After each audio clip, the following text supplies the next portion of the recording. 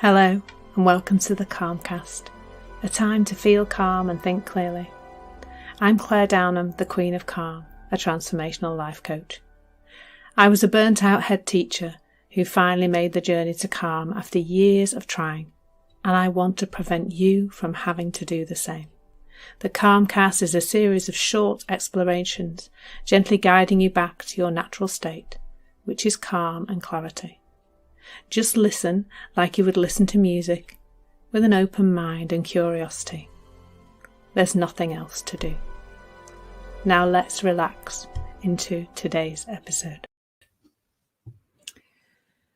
So today's exploration is on fear, and I don't know if you've felt this. I realise this is my perception rather than the truth, but it seems that there's been a lot of fear around during 2020 and 2021. But it's been around always, hasn't it? There always seems to be something, it looks like something to be afraid of.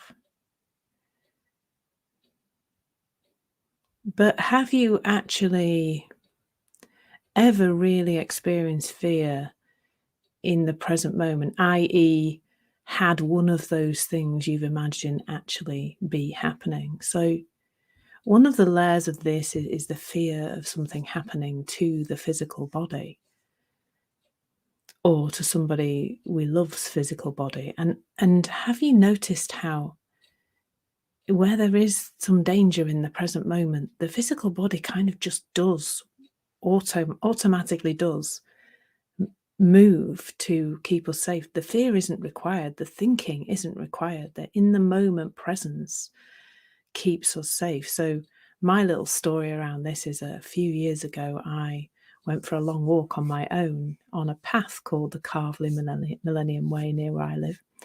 And the path goes across fields that are owned by farmers. And this particular day, the farmer had left his brand new calves and their mums and a large bull in the same field, which I didn't think they generally did, but my perception was that it was a bull anyway. It was pretty massive. As I entered the field, the first thing I became aware of was the cows didn't kind of move out of the way, even though they had calves with them. They didn't look particularly bothered by me, which I was quite surprised about. I thought they would be more fearful, but they weren't. They weren't bothered about me. They weren't afraid of me. And as I walked down the field, I heard a lot of loud mooing start, and the cows just started to move towards me. Quite not running quite, but walking very briskly towards me. And in that moment, yes, my heart pounded a bit and my palms, became a bit sweaty. But actually, the main thing was that I climbed over the wall next to me and into the field that had sheep in it. And got myself to safety. I don't remember needing a lot of thinking to do that. Clearly, I'm recounting the story a few years later, but at the time, I just don't remember a lot of thinking. There was just a getting into safety.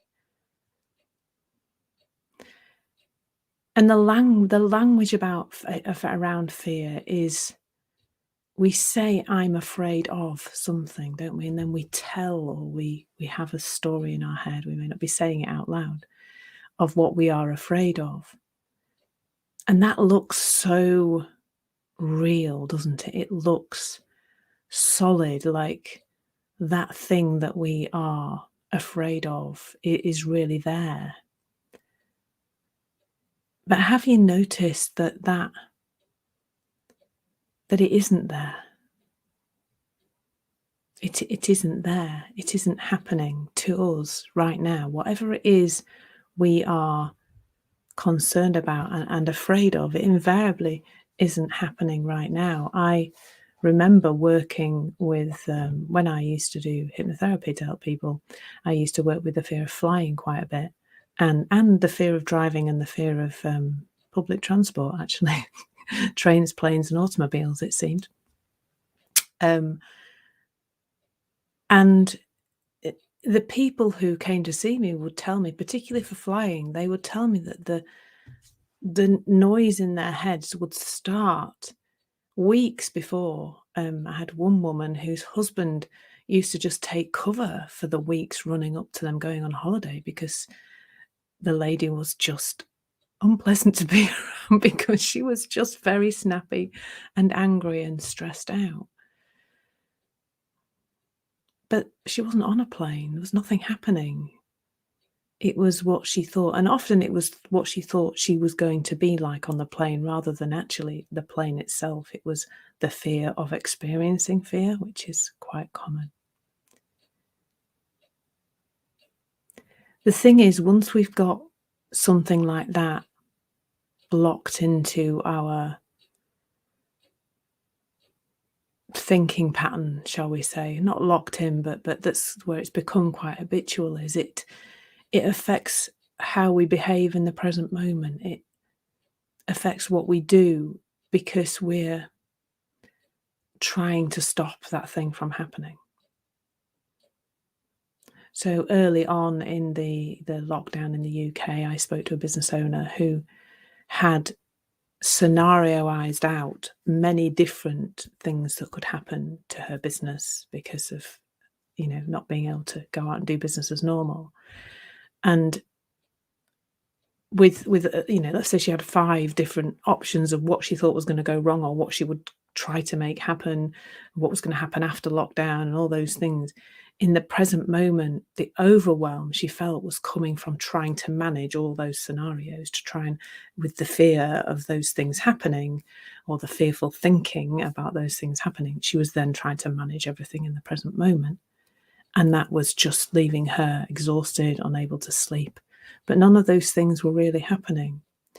And that's a beautiful example because in that moment, in those moments when she was caught up in the fears for her business, what was lost was the present moment being in the business and the present moment intelligence, the what to do next now, the what can I do to help my business now in this moment, and also just the enjoyment of what is right now. Fearful thinking, which is what it is, I'm not going to even call it fear anymore, it's fearful thinking, is a thief. It's stealing away the reality that you're in right now. If your fear is of losing your life or somebody else getting sick and losing theirs or losing your house or whatever it is, then you're not enjoying those things right now because you think you've got to hang on to them with your fingernail ends, and you're off in the future trying to protect them and protect their future, the made up future that you've created for those things or people. And all there is to do here is to start to notice when you're doing it. I don't want you to go off and try and address your fearful thinking through some tool or technique or do affirmations or anything else. My guidance here is to just notice.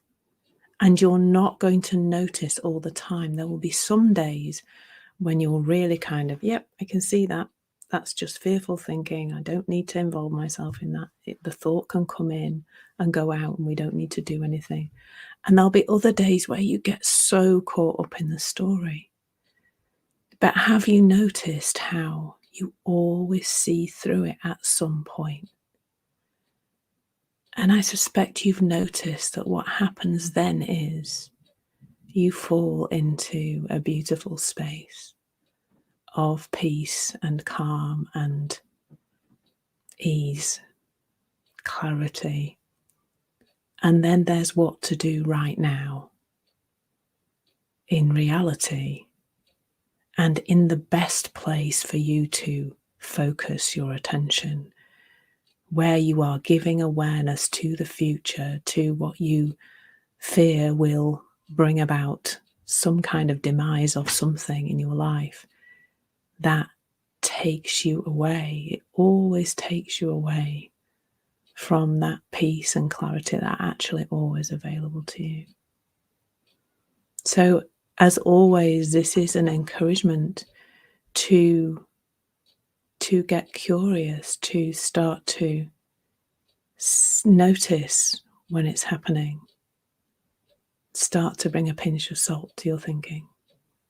Thank you so much for listening.